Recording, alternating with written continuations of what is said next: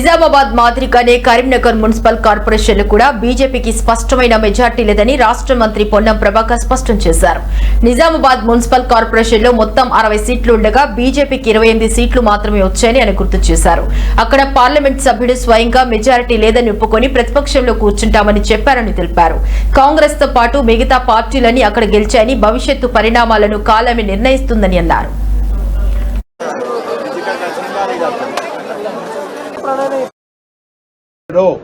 ప్రజలు absolute majority ఇవ్వలే. Absolute majority మీరంటే నలుగురు ఇండిపెండెంట్ కలుపుకున్నారు. వీళ్ళు కూడా మిగతా అదే అనైతికం కదా. మరి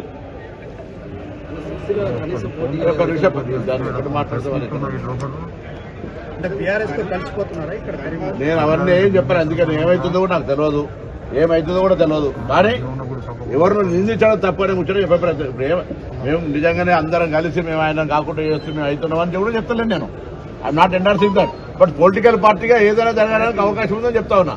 మీరు అబ్సల్యూట్ మెజార్టీ లేదు నిజామాబాద్ లాగా ఆయన అట్లా పోతారు. ఇక్కడ మీరు దాన్ని అబ్సల్యూట్ మెజార్టీ మీరే జెండా ఎగిరేసిన మీరే జెండాలు చూపెట్టినారు. ఇలా మళ్ళా అదేదో రాకుండా ఉండుంటే మాత్రం వెంటనే ఇంకొకరు బ్లేమ్ చేసే ప్రయత్నం ఎందుకు అని అడుగుతున్నా. Local MLA and Manakonda MLA 69 మంది మెంబర్స్ ఓటింగ్. 69 మంది మెంబర్లు ఉన్నటువంటి దానిలో 30 సభ్యులకు ఎన్నిక గెలిచి మీ మేయర్ అవుతామని ప్రకటించుకున్నది ఆయన. ఆ రాజకీయ పార్టీ నాయకుడిగా పార్లమెంట్ సభ్యుడిగా ఎట్లా ప్రకటించుకున్నాడో మిగతా రాజకీయ పార్టీలు ఎవరికి వాళ్లకు వ్యూహం ఉంటాయి.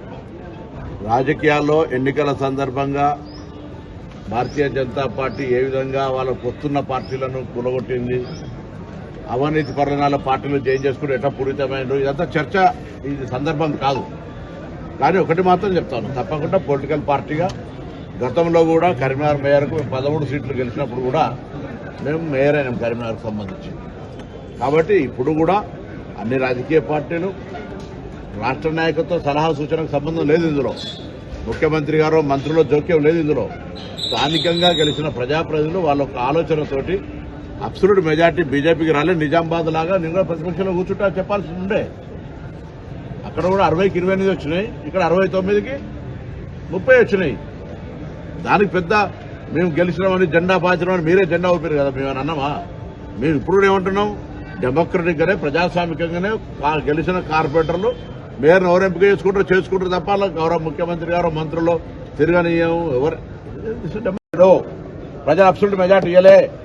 అబ్సల్యూట్ మెజార్టీ మీరంటే నలుగురు ఇండిపెండెంట్ కలుపుకున్నారు. వీళ్ళు కూడా మిగతా అదే అనైతికం కదా. మరి మాట్లాడుతూ